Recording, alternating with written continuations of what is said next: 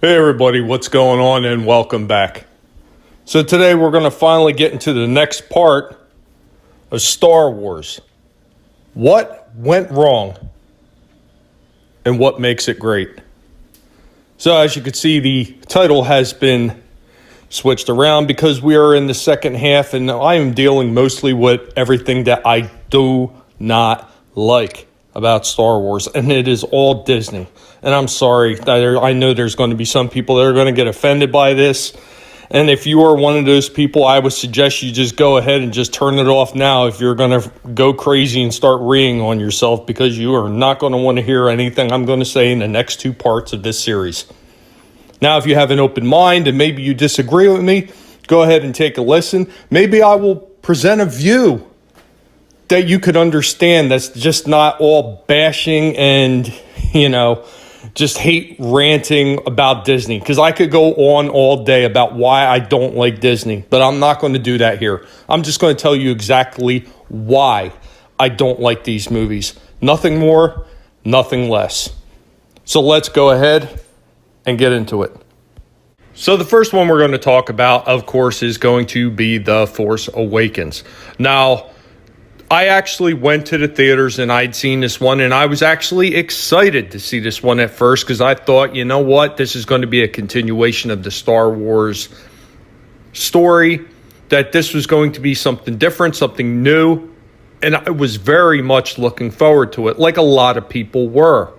As the movie played out, there was a few instances in the movie where, yes, there were some small nods to the old films, and there were nods to older characters and things like that.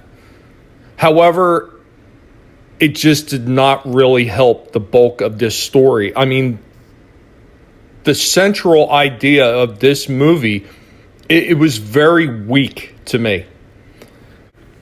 You start off with the character of Kylo.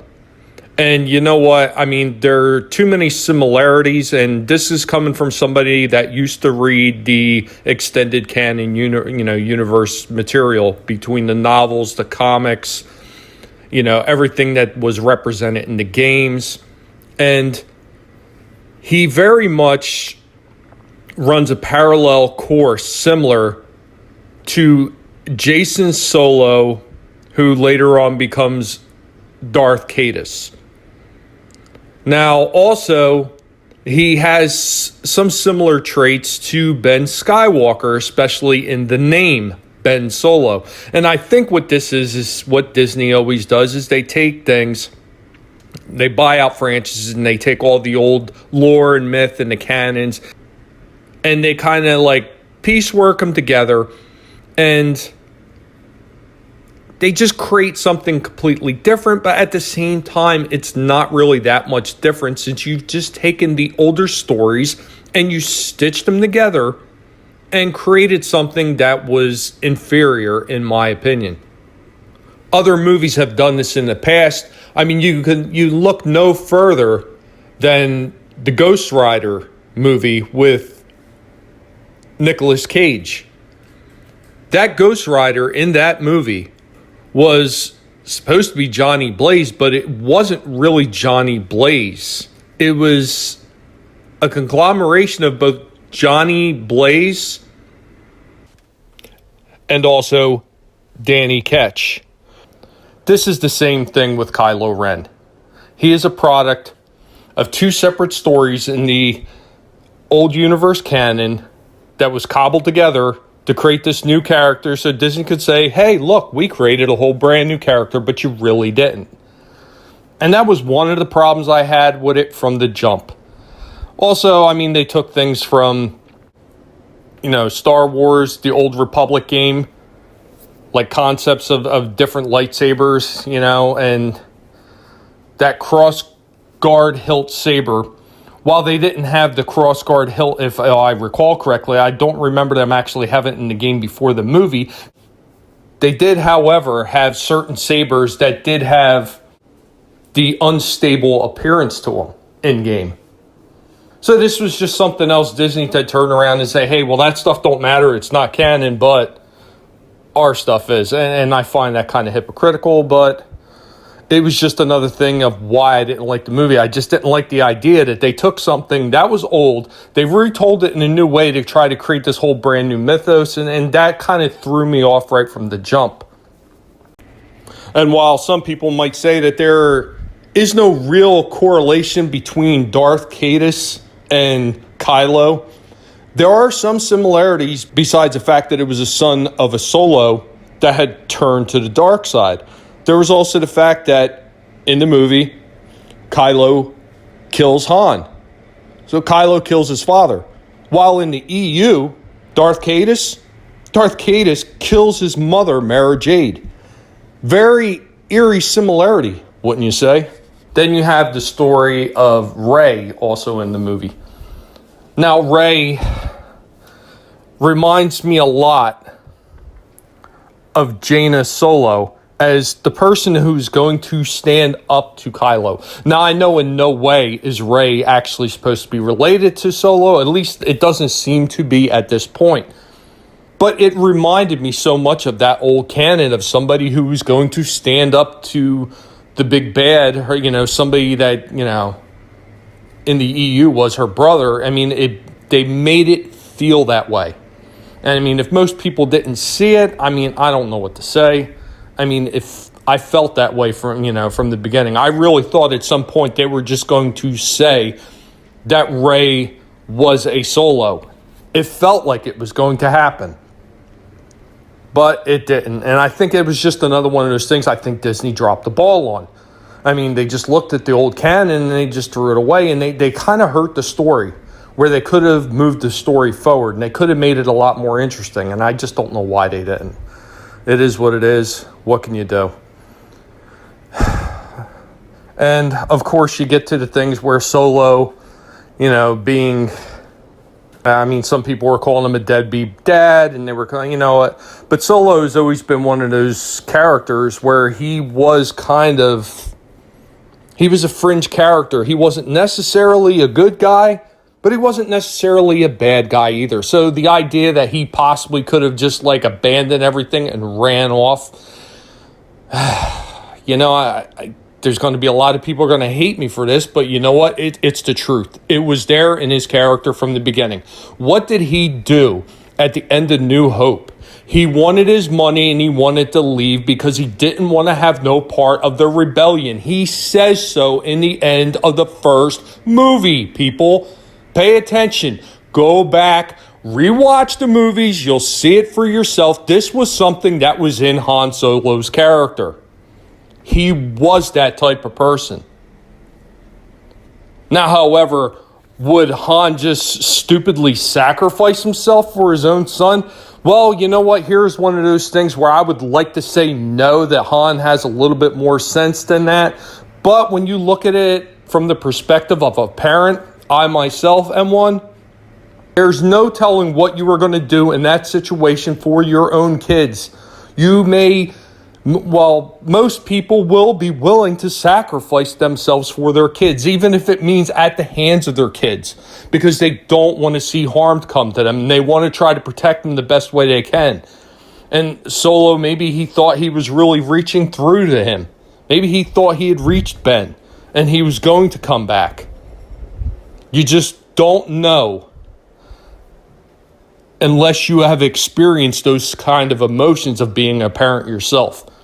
And there's going to be people that are going to straw man that theory saying, well, there's just no way. There's just no way. Well, how do you know? Because most of the people that are throwing this argument out there have never been parents, probably don't ever want to be parents, so they have no basis for their claims. None. They have no experience, no real life experience with it, yet they throw the argument out there anyway. However, I just don't like the way it was done. I think it could have been done in a more interesting manner, and it was just another one of the points of the movie that I just did not like. I really just didn't want to see one of the characters from the original trilogy that I really liked go out like a chump. It is what it is. It was just another thing in the movie that I just didn't care for. And I just didn't like the fact that Rey seemed to be able to go out there swinging a lightsaber around like she knew what she was doing from the jump. When you watch Luke struggle to use it, throughout the first two films. And even when he had some training, how ill-prepared Luke was to really go up against Vader and face him. Vader was toying with him for most of that fight that they had in The Empire Strikes Back. He was toying with him. Luke had got a lucky strike in, which of course pissed Vader off, and then he pretty much ended the fight almost right afterwards. Why? Because he was not taking him seriously up until that point. And it's like they always say, man, even a broken clock can be right twice a day. So, for everybody saying, oh, well, Luke's training, Luke got lucky. Got to look at it objectively. He did. Overall, I just felt the entire movie and the story plot was weak. It was not well scripted. It could have been done so much better. You could have made people want to care about these characters. And like Finn, while Finn seemed interesting at first, he felt like a throwaway character by the end of the movie. I just didn't care. And it's sad. It could have been very interesting. It could have been very entertaining. And I think Disney dropped the ball like they always do.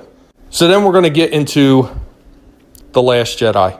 Now, I'm going to be honest with you. I cannot say a whole lot about The Last Jedi. I can only tell you about what other people have shown on their reviews of The Last Jedi, like the really bad battle scene at the end and all the flaws and terrible directing and coordination that they used in that fight scene. It was horrific. It was a train wreck. And that's just the stuff that I seen from people reviewing it. I did not watch this film. After The Force Awakens, I had left the theater so confused at what I had seen that I did not go back to the movie theaters to watch any more Star Wars movies. I couldn't do it. I did not go to the theater to see Rogue One. I did not go to see Solo. However, I did see both of them on Netflix, and I was highly disappointed by both.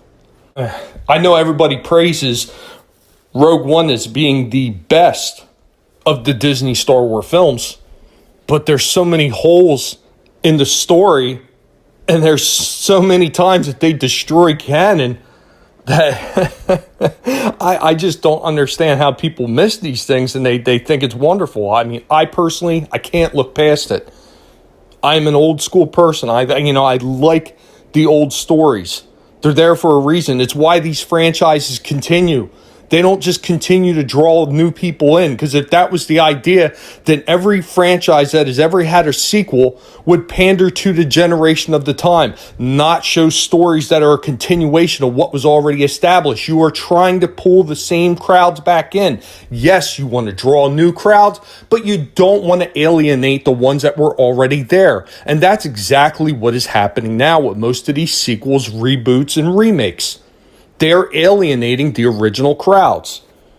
And it is not a business model that will bring you success. So in closing, The Last Jedi, I did not see it. I heard terrible things about it. What few clips that I did see of it, it did not make me feel inspired to watch it even on Netflix. It was on Netflix. I don't know if it's on it anymore, but even if it is, I don't care. I don't want to watch it. I have no desire to watch this movie at all. And I know some people might say, well, how can you say it's a terrible movie? Well, if I watch previews and I watch certain reviews about it and I see clips of the movie and it does not interest me, I don't think I'm speaking out of turn when I say it looks like a piece of shit. I'm sorry. If there's nothing in those trailers that makes me want to go see it, that's not my fault. That's the company's fault that produced it. Anyway, guys, I appreciate you stopping by. I will try to get part 4 up as soon as I can. And I know it took me a while to get part 3 up here. But, I've kind of been doing some other things, and I kind of went off on some wild tangents. But, I'm trying to get back to the stuff that I was supposed to finish up. So the next part, I will be talking about, obviously, the spin-off movies, which was Rogue One and Solo. So until next time, guys, if you like what you heard, please go ahead and destroy that like button. If you aren't subscribed, and you like what you heard, go ahead and hit the subscribe button. I would appreciate it. and make sure to leave those comments down below. And I will catch you all next time. Later, y'all.